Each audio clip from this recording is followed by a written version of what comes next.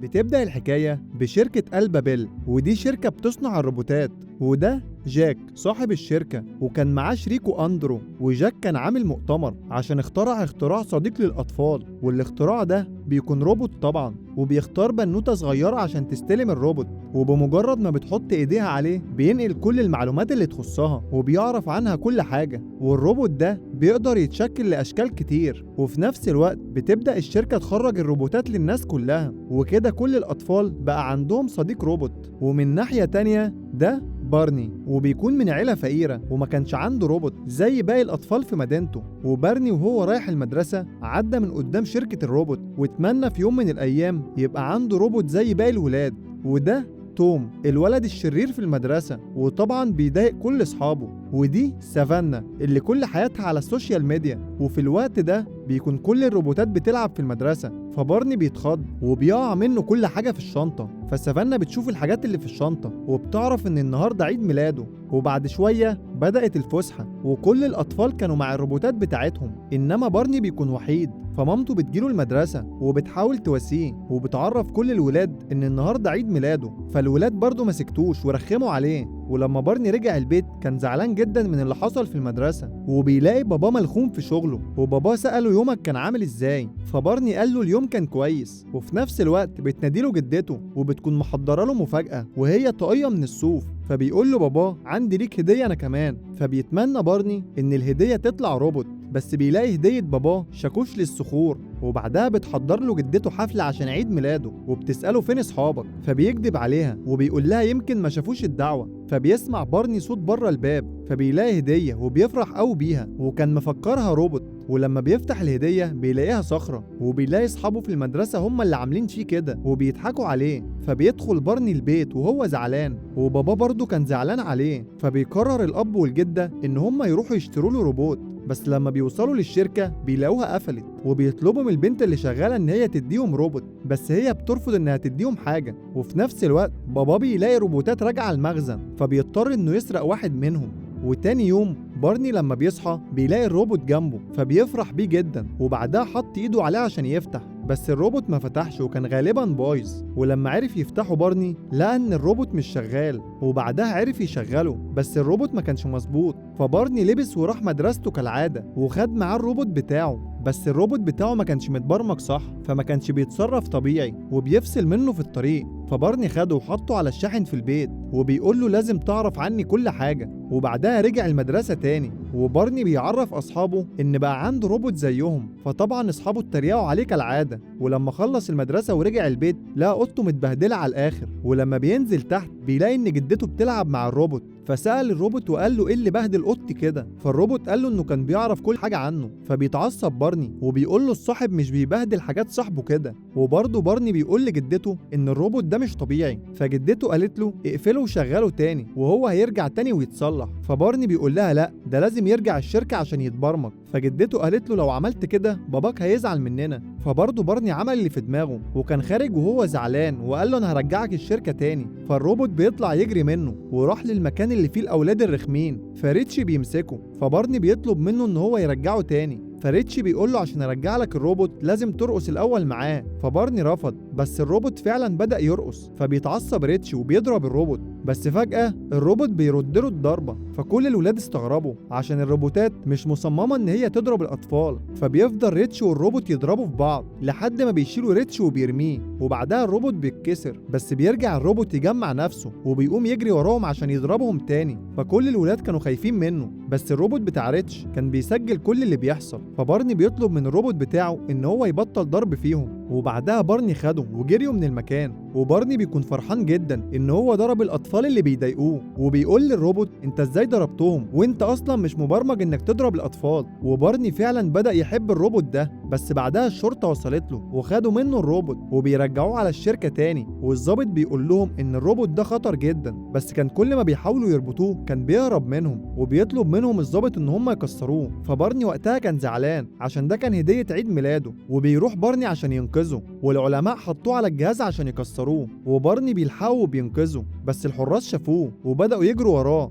وبعدها بيخشوا مكان فيه روبوتات كتير، وطبعا الحراس بيطلبوا منه ان هو يخرج، فبياخد روبوت من اللي جوه وبيطلع بيه على اساس ان هو الروبوت بتاعه، وفعلا الشركه خدته وكسرته، بس كلهم طبعا ما يعرفوش ان مش هو ده الروبوت بتاع بارني. ولما رجع بارني للعربيه كان مخبي الروبوت في شنطته، وفي الوقت ده سمى الروبوت رون. ومن ناحيه تانية الشركه بتكون بتحتفل بنجاحها عشان باعوا كميه كبيره من الروبوتات، بس بيعرفوا اللي عملوا الروبوت بتاع بيرني وبيستغربوا من اللي عمله عشان هم اصلا مش مصممين لكده. ومن ناحيه تانية بارني كان بيعلم رون ازاي يبقى صاحبه ويعرف كل حاجه عنه، وبرضه بيحاول ان هو يغير شكله ولونه، وبعدها حطه في الغساله عشان جدته ما تشوفوش، وفعلا بقوا صحاب جدا وبداوا يتقربوا من بعض. ورون قال له انا بحب الكهرباء جدا، وبدا يكهرب نفسه، كان عمال يلعب. وفي يوم كان خارج بارني مع رون، بس رون وقع منه، والحته اللي وقع فيها دي كان فيها سافانا، وطبعا كانت طالعه لايف كالعاده، فبيروح لها بارني وبياخده وبيقول لها ما تعرفش حد عنه. بس للاسف الروبوت بتاعها كان صور كل حاجه، وللاسف الفيديو وصل للشركه، وكده مارك عرف ان الروبوت اللي اتكسر ده مش هو الروبوت بتاع بيرني. ومارك وقتها بيكون متحمس عشان يعرف اشمعنى الروبوت ده هو اللي مختلف،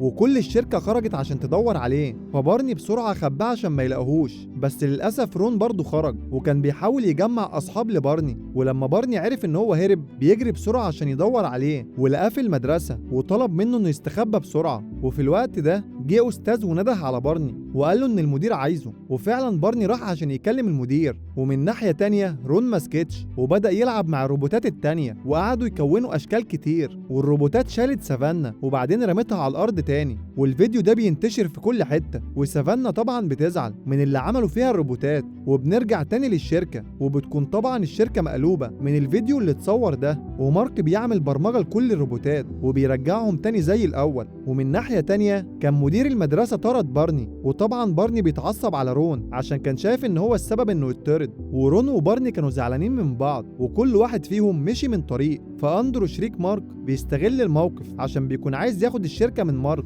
وبيقول لمارك ان في ناس كتير اشتكوا من روبوتاته، فمارك فعلا بيسيب اداره الشركه تحت مسؤوليه اندرو، وبيرجع بارني وهو زعلان للبيت، وبيشوف الشركه وهي بتدور على رون، وبيدخل يقعد لوحده، بس بيلاقي رون اصلا جوه، ورون وقتها بيقول له ان هو صاحبه المفضل. فبارني اخد رون على طول وهرب عشان محدش ياخده منه، بس الناس كلها في الشارع بيشوفوه وبيبداوا يجروا وراه، وعلى طول بيستخبى في بيت سافانا. ولما الناس جم عشان يسالوها هي شافت الروبوت ولا لا، سافانا بتقول لهم لا، وبتكون منهاره من اللي الروبوتات عملته فيها. فبارني بيقول لسافانا ان هو هيهرب للغابه، وفي نفس الوقت اندرو بيطلب ان هم يشغلوا كل كاميرات الروبوتات عشان يعرفوا يلاقوا رون. ومن ناحيه تانية بيدخل بارني الغابه وبيكون مبسوط وبيلعب مع رون، وبعدها رون بيقع في الميه، فبينط بارني وراه عشان يلحقه، وفعلا بيعرفوا يطلعوا من الميه. فرون بيسال بارني وبيقول له احنا هنطلع من الغابه امتى، فبارني ما بيكونش عارف يرد عليه، وبعدها بيطلعوا على مكان عالي وبيناموا. بس فيديو سافانا لما اتنشر اصحابها ما كانوش بيحبوها، وسافانا على طول كانت بتنهار. بس في نفس الوقت ده الباب بتاع بيتها بيخبط،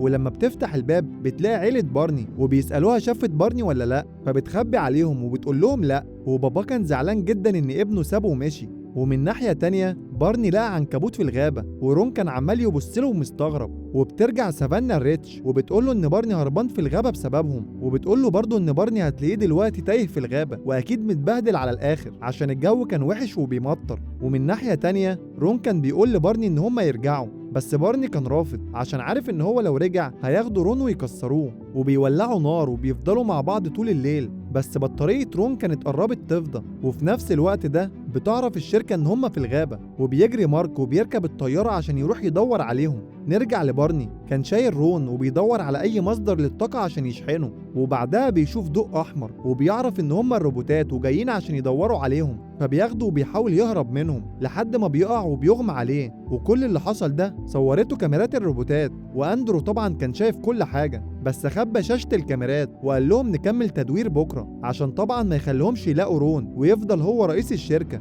وتاني يوم سافانا كانت قاعدة في المدرسة وزعلانة على اللي حصل لبارني، بس بتشوف رون جاي من الغابة وكان شايل بارني، وبارني فعلا كان تعبان جدا، فطلبوا له الإسعاف، والشركة برضه جت عشان تاخد رون، بس أصحاب بارني بيدافعوا عن رون وبيقولوا لهم إن رون هو اللي أنقذ بارني، وخدوا بارني للمستشفى، واصحابه كانوا زعلانين عليه. ولما بيفوق بيبدأ يسأل عن رون، فبيجيله مارك وبيديله روبوت تاني وبيقول له ان ده رون، بس بارني كان عارف ان مش هو، وسألهم برضه عن مكان رون. فمارك بيقول لبارني فعلا ده مش رون، عشان انا لحد دلوقتي مش لاقي رون، هو فعلا في الشركة بس انا مش عارف اوصل له. وطلب منه انه يساعده عشان يروحوا ويوصلوا لرون. وطبعا اكيد اللي مخبي رون هو اندرو. فبيتحركوا كلهم على الشركة، وبيفصل الاب الكهرباء عن الشركة، وبيخشوا كلهم الشركة وبيحاولوا انهم يلاقوا نسخة رون. وفي الوقت ده اندرو وصل لابو بيرني وسأله عن مكان بيرني، فبيرني قال له انه بيدور على صاحبه. فاندرو ضحك وقال له انا اكتر حاجه بكرهها الاطفال، ونفسي ان هم يختفوا من العالم.